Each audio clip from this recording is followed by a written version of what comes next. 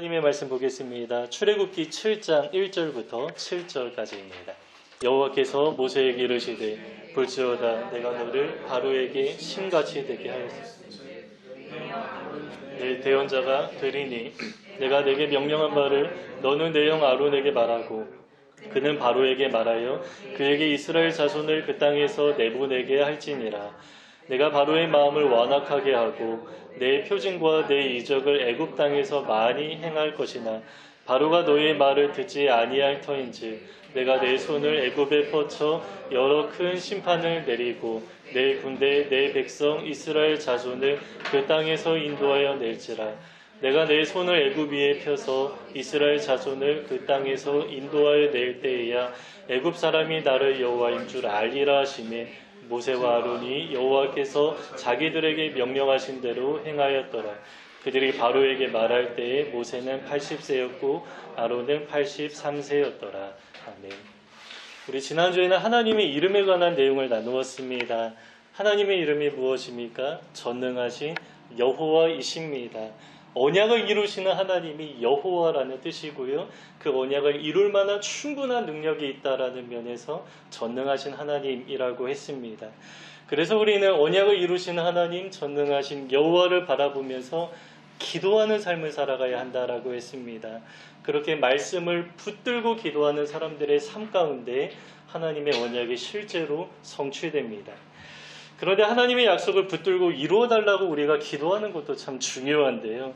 하나님은 우리에게 무언가 이루어주기 위해서만 존재하는 분은 아니시죠. 그냥 나만 좋으라고 하나님이 존재하는 것이 아닙니다. 우리는 하나님과 인격적인 관계를 맺는데요. 인격적인 관계가 무슨 의미입니까? 기계적인 관계가 아니라는 것입니다. 하나님으로부터 무언가 얻고 끝내는 것이 아니라 서로의 마음과 마음이 통하고요. 서로가 서로에게 반응하는 것이 바로 인격적인 관계입니다. 그래서 우리는 나를 향한 하나님의 사랑과 은혜와 응답을 경험했다면 여러분 우리는 어떻게 해야 합니까? 우리 또한 하나님 앞에 무언가 반응해야 하지 않겠습니까? 그 반응이 바로 말씀에 순종하는 삶으로 나타나게 됩니다.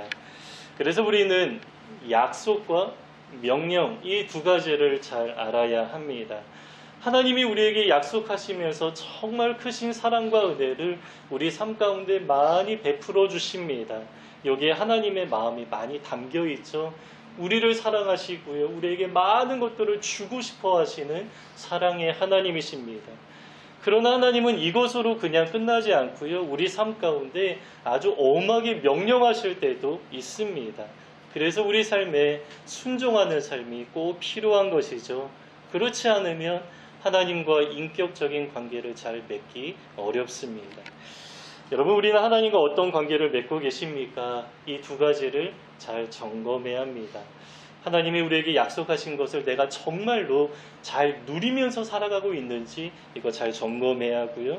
또 한 가지 내가 하나님의 말씀에 순종하며 살아가고 있는가 이것도 아주 중요한 기준이 됩니다. 이 두 가지가 함께 없다면 하나님과 바른 관계를 맺은 것이 아니고요. 둘 중에 하나라도 없으면 하나님과의 관계의 균형이 깨어진 것이죠. 그래서 우리가 지난주에는 약속을 믿고 우리 삶 가운데 성취되고 누리는 면에 대해서 나눴고요. 오늘은 하나님의 말씀, 명령에 순종하는 삶에 관해서 함께 말씀 나누려고 합니다. 우리가 마태복음에 보면 여러분 다 아시는 말씀입니다. 예수님이 승천하시기 전에 말씀하시는데요. 하늘과 땅의 모든 권세를 내게 주셨으니 그러므로 너희는 가서 모든 족속으로 제자를 삼으라 라고 말씀합니다. 그런데 이 말씀을 주의 깊게 보지 않고 오해하는 경우가 참 많이 있습니다. 여러분 하늘과 땅의 모든 권세가 누구에게 있는 것입니까? 어떤 사람은 나에게 있다 이렇게 이해합니다. 왜냐하면 문장의 흐름이 그렇지 않습니까? 나에게 권세를 주셨으니까 그 큰 권세를 가지고 너희는 세상에 가서 담대하게 하나님의 말씀을 전하라 이렇게 이해하는 것입니다. 그러나 성경을 제대로 보는 사람은 그러한 이야기가 아니라는 것을 우리가 잘 압니다. 예수님이 하늘과 땅의 모든 권세를 내게 주셨으니라고 할 때 내게는 너희들에게 우리들에게 주셨다라는 의미가 아니라 예수님 자신에게 주셨다. 예수님 자신이 하늘과 땅의 모든 권세를 받으셨다라는 것입니다. 그러면서 너희는 가서 그러므로 너희는 가서 복음을 전하라라고 하는데 이게 어떤 상황입니까? 모든 권세를 가지신 가장 높은 예수님이 우리에게 아주 엄숙하게 명령한다라는 것입니다. 그냥 우리가 친구에게 명령하면 우리가 귀뚱으로도 잘 듣지 않겠죠. 하지만 우리에게 명령하는 분이 누구십니까? 하늘과 땅의 모든 권세를 가진 분이 우리에게 명령한다. 그러면 그 명령이 얼마나 위험이 있는 것입니까? 그래서 우리가 하나님의 말씀을 대할 때에 정말로 무거운 마음으로 말씀을 받고 그 말씀에 순종하는 삶을 살아가기를 결단해야 한다라는 것입니다. 저는 몇 개월 전에 천문이라는 영화를 봤는데요. 그 세종대왕과 장영실의 관계를 잘 보여줍니다. 신분이 다른 두 사람이 얼마나 아름다운 관계를 맺는지 아주 잘 그렸습니다. 여러분 잘 아시는 것처럼 장영실은 관노였다라고 합니다. 궁에서 일하는 사람이었지만 그럼에도 노예의 신분이었습니다. 그러나 세종대왕이 장영실을 눈여겨보면서 그 노예의 신분에서 벗어나게 했을 뿐만 아니라 높은 관직까지 주었습니다. 그러면서 그에게 아주 중요한 일을 맡기는데요. 그 장영실의 반응을 보니까 이렇습니다. 부담을 느끼면서 하기 싫어하는 그러한 반응이 아니라 정말로 감격스러워하면서 왕의 명령에 자기 인생을 정말로 기꺼운 마음으로 다 바치는 장영실의 모습을 보게 되었습니다. 왜냐하면 장영실은 자기를 향한 세종대왕의 깊은 애정과 관심과 사랑을 잘 알았기 때문입니다. 그래서 열심히 일하는데 억지로 힘겨워하지 않고요. 왕의 마음을 헤아리면서 정말 기쁜 마음으로 명령에 순종하는 삶을 살아갑니다. 하나님과 우리의 관계도 비슷합니다. 여러분, 하나님 우리를 정말로 사랑하십니다. 여러분 이 사실을 믿으십니까? 네, 애정 정도가 아닙니다. 하나님은 우리에게 사랑을 이곳 곳곳에서 표현하시는데요. 정말로 사랑한다라고 말씀합니다. 스바냐 3장 17절에는 정말로 견디지 못할 정도로 하나님이 우리를 얼마나 사랑하신지 표현하는데 이렇게 말씀합니다. 너희 하나님 여호와가 너희 가운데 계시니 그는 구원을 베푸실 전능자이시라. 그가 너로 말미암아 기쁨을 이기지 못하시며 너를 잠잠히 사랑하시며 너로 말미암아 즐거이 부르며 기뻐하시리라 라고 하십니다. 우리를 바라보실 때 기쁨을 이기지 못한다라고 표현하죠. 여러분, 이기지 못한다라는 것은 감출 수 없다라는 것입니다. 아무리 기뻐하는 마음을 숨기려고 해도 도저히 감춰지지 않는 하나님의 마음을 표현하는 것입니다. 잠잠히 우리를 진심으로 사랑하시는데 즐거이 부른다라고 또 말씀하시죠. 그 마음이 너무나 기뻐서 노래를 하면서 우리를 사랑하시는 그 하나님의 마음이 이 한 구절에 정말로 진하게 잘 표현되어 있습니다. 여러분, 우리는 이 사랑을 잘 알고 누려야 합니다. 그러나 우리가 그 사랑을 잘 알고 누리기만 하면 되는 것입니까? 우리가 그 사랑을 받고 누리는 것 정말로 중요하지만 더 중요한 것이 있습니다. 그 사랑을 알고 받고 누리면서 하나님의 말씀 가운데 순종하는 삶을 살아가야 한다는 것입니다. 그런데 여러분, 이 순종하는 삶이 쉽지 않을 때가 정말 많이 있죠. 이 장영실처럼 왕의 애정을 정말 확신하면서 기쁜 마음으로 순종하면 좋겠지만 이건 정말 이상적인 관계입니다. 그러나 순종하는데 어려운 상황에 부딪힐 때도 참 많이 있습니다. 오늘 본문의 모세가 그렇습니다. 제가 강의 설교를 하다가 본문을 조금씩 건너뛰고 있는데요. 여러분 잘 아시는 내용이 반복되어서 나오기 때문에 그렇습니다. 근데 그 흐름을 종합해서 제가 잠깐 나누려고 하는데 여기에 모세의 태도가 잘 나와 있습니다. 하나님은 출애굽기 3장부터 나타나서 말씀하기 시작하는데 그 말씀의 많은 분량이 모세와 대화하는 내용이었습니다. 왜 이렇게 많은 대화가 필요하겠습니까?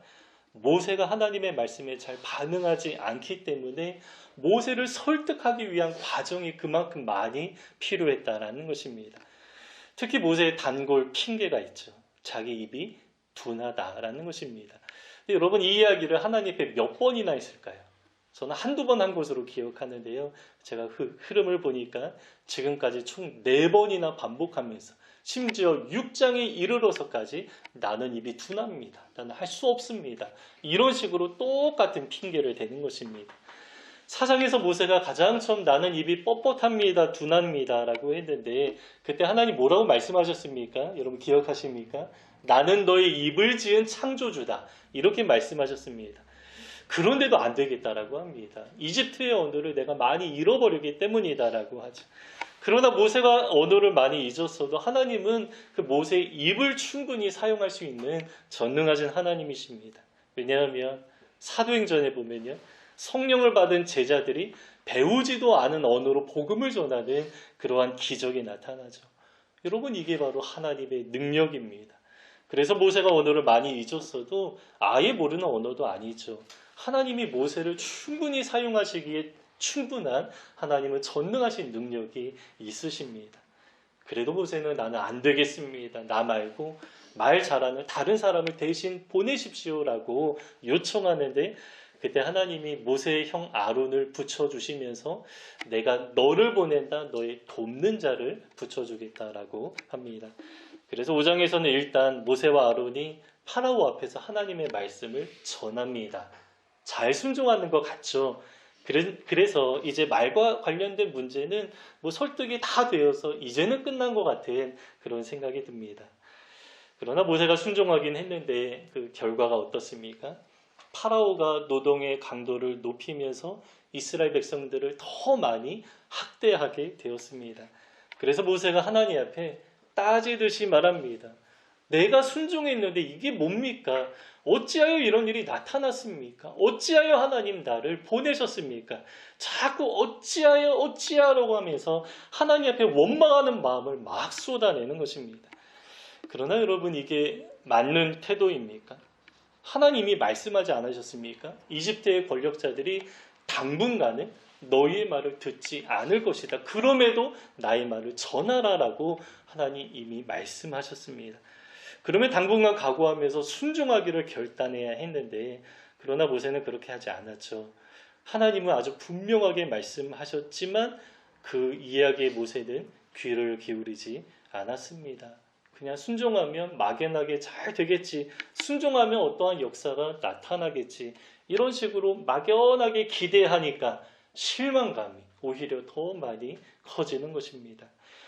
지금도 한국교회 많은 성도들이 이런 믿음으로 살아갑니다. 예수님 우리에게 아주 분명하게 말씀하셨습니다. 너희가 나를 따르려면 반드시 고난과 핍박이 있다. 아주 분명하게 말씀하셨는데 사람들은 이 말씀을 알면서도 예수님의 말씀을 외면하려고 합니다. 기독교 신앙의 본질과 핵심에는 자기를 부인하는 모습이 있죠. 여러분 우리가 하나님을 믿는 이유는 다른 종교에서 말하는 것처럼 나와 내 가정의 안위를 위한 것이 아닙니다. 나와 나를 위해 내 가정을 위해서 하나님을 이용하는 것 아니죠. 여러분 우리가 구원이라는 큰 선물을 받았다면 그것으로 충분합니다라고 고백하면서 어떻게 살아가야 합니까? 나를 부인하고 하나님을 위해서 이웃을 위해서 살아가는 것이 기독교 신앙의 본질이고 핵심입니다. 그런데 반대의 모습이 한국교회 안에 많이 나타나죠. 교회 다니면서도 자기 욕망을 마음껏 풀어내려고 하는 사람들이 얼마나 많이 있습니까? 이 성공과 부에 관한 욕심을 잘 끊어내지 못합니다. 여러분 그러다가 위험해집니다. 내 의도가 이루어지지 않으니까 결국에 실망하게 되고요. 원망합니다. 내가 지금까지 하나님 이렇게 섬기지 않았습니까? 그런데 지금 내 모습이 이게 뭡니까? 이런 식으로 하나님 앞에 원망하며 반응하는 것이죠. 오늘 본문의 모세가 비슷합니다. 어찌하여라고 하면서 하나님을 원망합니다. 그래서 하나님이 또다시 설득합니다. 그게 지난주 말씀이었습니다. 나는 전능한 여호와다 나를 믿으라 라고 하시죠. 내가 언약을 이루겠다. 나는 전능하다라고 반복해서 말씀하고 모세를 계속 격려하십니다. 그러면 그 하나님의 말씀에 대한 모세의 반응이 어떠해야겠습니까? 제가 하나님 믿습니다. 지금 비록 이런 마음으로 실망감이 있었지만 각오를 다지고 다시 한번 시작해 보겠습니다. 이렇게 말해야 하지 않겠습니까? 그런데요. 6장 후반부에 보면 또다시 모세의 단골 핑곗거리가 나옵니다. 나는 입이 둔합니다. 좀 답답하죠.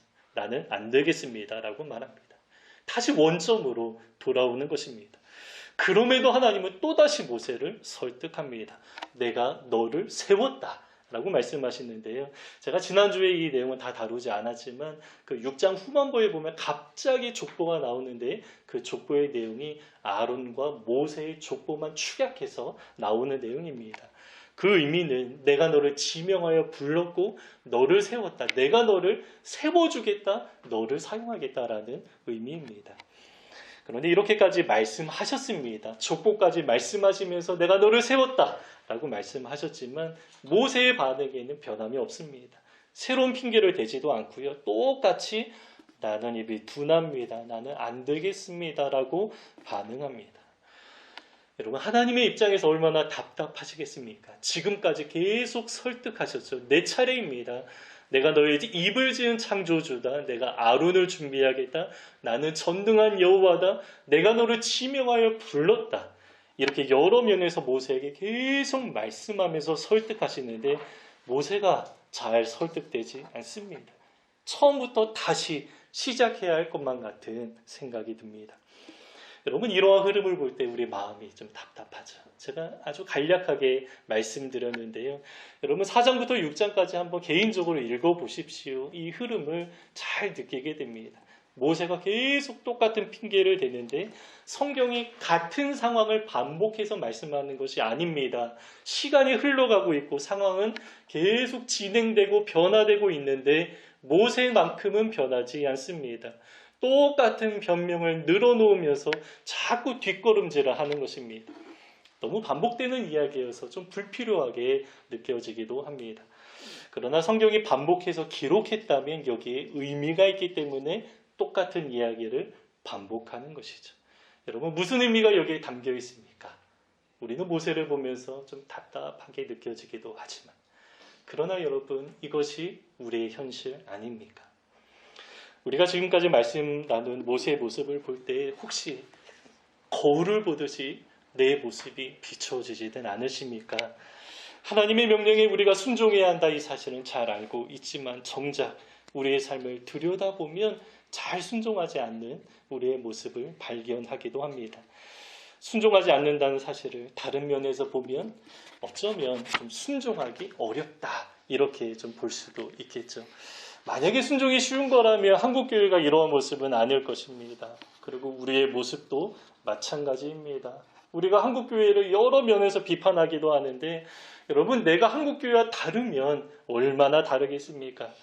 우리 교회가 일반교회와 조금 다른 새로운 공동체가 이루어졌다고 특별하게 우리가 의로워지는 것이 있겠습니까? 물론 어려운 교회들도 있습니다. 그러나 여전히 한국교회 안에 훌륭하신 목사님 많이 계시고요. 또 어려운 상황 속에서도 정말 모범적으로 신앙생활 열심히 하는 분들이 많이 계십니다. 여러분, 중요한 것은 나입니다. 다른 사람 비판하는 것이 아니라 또 모세를 향하여서 얼마나 답답한가 손가락질하는 것이 아니라 나를 돌아봐야 한다라는 것입니다. 나는 지금 하나님의 말씀 앞에 얼마나 반응하며 살아가고 있는가, 이거 한번 우리가 오늘 점검하면 참 좋겠습니다. 왜냐하면 이 문제는 선택의 문제가 아니고요, 생명이 걸린 문제이기 때문입니다. 예수님 말씀하셨습니다. 내가 가는 길이 좁고 험하다고 하셨습니다. 예수님은 머리 둘 곳이 없다고 하셨습니다. 나그네처럼 살아가고 있고 세상이 나를 미워한 것처럼 너희들도 미워할 것이라고 아주 분명하게 말씀하셨습니다. 그래서 우리도 이걸 알고 주님의 길을 걷기 시작해야 하는데 이 길을 걸어가기 싫은 마음이 우리 마음 한구석에 있죠. 좁으니까 불편합니다. 험하다고 하니까 걷다가 넘어지고 다칠까 염려하게 되기도 합니다. 또 주님 따르기를 주저하죠.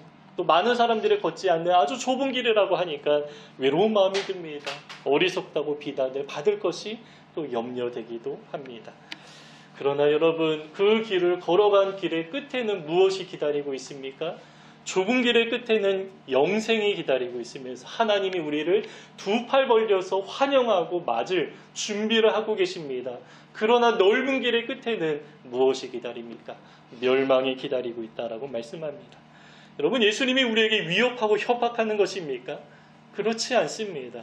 주님 우리를 정말로 사랑하는 마음으로 이 영적인 실상을 우리에게 미리 알려주고 보여주는 것입니다. 여러분, 그냥 교회만 다닌다고 자동적으로 구원받는다는 것이 아니라는 것을 잘 아실 것입니다. 우리는 믿음으로 구원받는데요, 믿음은 반드시 어떠한 형태로든 그 증거가 나타나게 되어 있습니다. 그리고 반드시 순종의 열매로도 우리의 믿음이 나타나야 합니다. 그러나 순종이 어렵다라고 했습니다. 그게 잘 안 됩니다. 우리가 보고 있는 모세의 모습도 그렇습니다. 왜 그렇습니까? 뭐 여러 가지 이유가 있을 수 있는데 본질적으로 우리가 죄인이기 때문에 좀 그렇기도 하고 우리 안에 늘 욕망이 살아있는데 이게 좀 잘 다뤄지지 않기 때문이기도 합니다. 말씀에 매어 살아가는 것을 참 불편하게 생각하고요. 내가 내 삶의 주인 되어서 내 마음대로 마음껏 한번 내 인생을 살아보고자 하는 그런 마음이 우리 안에 늘 도사리고 있기도 합니다. 그러나 우리가 연약하다고 이렇게만 살아가면 우리 영혼의 결과가 어떻게 될지 아무도 모릅니다. 그래도 여러분 구원은 받을 것입니다. 이런 식으로 저는 여러분 안심하게 만들 수 없습니다. 오히려 성경에서는 계속 경고합니다. 히브리서에 그런 말씀 정말 많지 않습니까? 그러다가 위험에 빠진다. 흘러 떠내려간다. 다시는 돌아오지 못할 수도 있다. 아주 심각하게 경고하는 내용이 성경 곳곳에서 많이 발견됩니다. 그러니까 오늘 본문에서 하나님은 모세를 붙들고 끝까지 설득하는 것이죠. 하나님이 얼마나 인내하고 계십니까? 얼마나 큰 열심으로 모세를 대하고 계십니까? 이렇게 하시는 이유가 무엇입니까? 하나님 우리를 너무나 사랑하시기 때문에 결코 포기하지 않으시고 우리를 계속 설득하시는 하나님의 마음이 출애굽기 4장부터 6장까지 잘 드러나 있다는 것입니다. 하나님의 마음과 뜻을 품고 순종하는 그 한 사람을 만들어내기 위한 하나님의 그 노력과 열심이 이 성경에 잘 담아내져 있는 것입니다. 한동안 모세는 하나님과 계속 평행선을 그었습니다.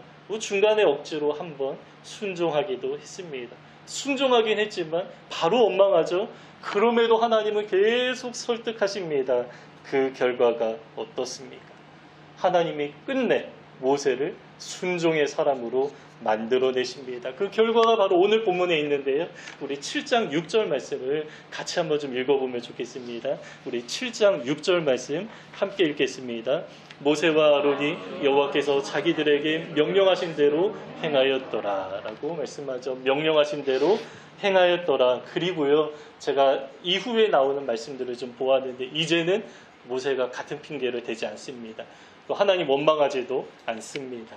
앞으로 하나님의 말씀에 순종하는 모습으로 변화되었습니다. 이게 어떤 의미입니까?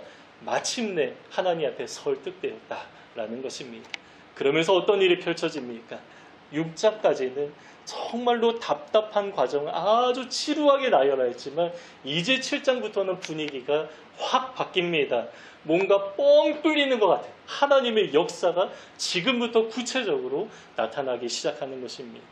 모세가 하나님께 설득되어서 의심과 원망을 그치고 이제 순종하기로 결단했을 때 그때부터 하나님의 역사가 진행되는 것입니다. 그래서 이제 10가지 재앙이 펼쳐지면서 출애굽의 그 위대한 역사가 이제 나타나게 되는 것입니다. 그동안 모세는 하나님과 지속적으로 평행선을 그었습니다. 잘 좁혀지지 않는 그 간격이 있었습니다. 그러나 하나님은 결국에 모세를 설득하시고 순종을 결단하는 믿음의 사람으로 만들어내십니다. 그래서 6장까지는 평행선을 긋다가 7장부터 모세가 하나님의 마음과 뜻에 합해지는 그러한 모습이 이제 나타나게 되는 것입니다. 그리고 결국에 모세에 관한 성경의 평가가 어떻습니까? 히브리서 3장에서는 하나님의 온 집에서 종으로서 신실했다라고 말씀합니다. 그리고 히브리서 11장에서 이 믿음의 사람들을 나열하는데요. 모세가 굉장히 길게 나옵니다. 가장 긴 사람이 아브라함인데 이제 모세는 두 번째로 무려 5절에 걸쳐서 이제 설명합니다. 이렇게 말합니다. 그는 이집트 왕의 분노를 두려워하지 않았다. 세상의 권력자들을 두려워하지 않았다. 하나님을 더욱더 두려워하는 마음이 생겼기 때문이죠. 그리고 또 한 가지, 물질에 있어서 정말로 자유한 마음이 있었다라고 하는데 하나님을 위해 당하는 수모를 애굽의 모든 보화보다 더 큰 재물로 여겼다. 애굽의 왕자였지 않습니까? 권력이 있었습니다. 많은 것들을 누리고 있었습니다. 그러나 이 세상의 재물을 취하는 것보다 권력보다 그거 다 사라져도 괜찮습니다. 하나님을 위해 받는 수모가 나에게는 더 큰 영광입니다 라고 고백하면서 출애굽의 역사를 이끌면서 또 광야 생활을 하는 모세의 모습을 보게 됩니다. 여러분, 우리도 이러한 모습으로 또 믿음의 사람, 순종의 사람으로 변화되면 참 좋겠습니다. 하나님 지금도 여러 면에서 우리를 설득하고 계십니다. 누가 하나님 앞에 온전한 순종의 사람이라고 말할 수 있겠습니까? 사람마다 연약한 부분이 있습니다. 그래서 하나님은 다양한 면에서 우리를 설득하고 지금도 우리를 다듬어가기를 원하십니다. 그 하나님의 말씀 앞에 우리가 잘 반응할 수 있으면 좋겠습니다. 그래서 오늘 본문 6절처럼 명하신 대로 행하였더라, 이 구절이 나의 구절이 되면 참 좋겠습니다. 제가 서론에서 우리를 향한 하나님의 사랑을 잘 알고 누려야 순종할 수 있다. 먼저 하나님의 사랑을 받으면 아주 자연스럽게 기쁜 마음으로 순종하는 사람이 된다라고 했는데 좀 반대의 말씀도 있습니다. 우리가 좀 뒤집어서 생각해 볼 때 좀 의미가 생기는 그런 구절도 있는데 성경도 그렇습니다. 이거를 반대로 말하는 구절들이 있습니다. 우리가 사랑을 받고 순종하기도 하지만 우리가 마음 가운데 결단하고 우리의 마음은 좀 이렇게 잘 따르지 않는 그런 마음이 있어도 먼저 마음에 결단하고 한번 순종해 보면 그러면 하나님의 사랑이 우리 마음 가운데 임한다. 이러한 구절도 있습니다. 요한복음 15장 말씀인데요. 제가 한번 읽어보겠습니다. 나의 사랑 안에 거하라. 내가 아버지의 계명을 지켜 그의 사랑 안에 거하는 것 같이 너희도 내 계명을 지키면 내 사랑 안에 거하리라. 너희도 내 계명을 지키면 내 사랑 안에 거하리라. 우리가 일단 한번 순종해 보면 하나님의 마음과 뜻을 더 알아가게 됩니다. 그러면서 하나님과 인격적인 관계 가운데 그분의 사랑을 순종하는 삶 가운데 더 많이 누리게 된다라는 것입니다. 그러면 하나님의 뜻과 마음과 평행선을 긋는 것이 아니라 합해지는 과정이 있겠죠. 그러면서 모세처럼 변화되고 특별히 여러분 합해진다라고 할 때 다윗을 떠오르죠. 다윗이 하나님의 마음에 합한 사람이다 라고 하는데 이러한 사람으로 하나님 우리를 만들어가기 원하시는 것입니다. 여러분, 하나님은 지금도 우리를 설득하십니다. 오늘 예배를 통해서도 하나님 우리 설득하시고요. 또 개인의 삶 가운데 성령 하나님이 우리 마음 가운데 부어주시는 그 부담감이 있습니다. 그래서 마음에 찔림이 생겨서 돌이키기도 하고요. 잘못된 습관을 버려야 하기도 합니다. 기도의 삶을 결단하거나 누군가 용서하거나 누군가 사랑해야 하는 그런 마음의 부담도 생깁니다. 그리고 특별히 우리 삶의 사명과 관련해서 우리 엊그제 청년 MT 말씀이었는데요. 사명과 관련해서 하나님 기억하게 하시고 또 회복하게 하시는 그러한 일도 있을 것입니다. 이렇게 하나님이 우리 마음 가운데 설득하실 때마다 여러분 순종을 결단하시기를 바랍니다. 내 마음은 아직 따라오지 않아도 또 충분한 핑계거리가 있다라고 생각되어도 그래도 한번 우리가 순종해 보는 것입니다. 그러면 우리 안에 하나님의 사랑도 회복되고요. 하나님의 능력도 나타나고 결국에 하나님과 합하여지는 그 주님의 마음과 합하여지는 그런 축복된 인생이 우리 삶 가운데 펼쳐지게 될 것입니다. 우리 산돌교회 한 분 한 분이 정말 순종하는 사람으로서 그리고 또 우리가 순종하는 교회로서 하나님이 기뻐하시는 모습으로 잘 만들어지기를 주님의 이름으로 축복합니다. 오늘 본문 1절부터 7절까지 다시 한번 읽고 오늘 설교 마치도록 하겠습니다. 우리 함께 읽겠습니다. 여호와께서 모세에게 이르시되 볼지어다 내가 너를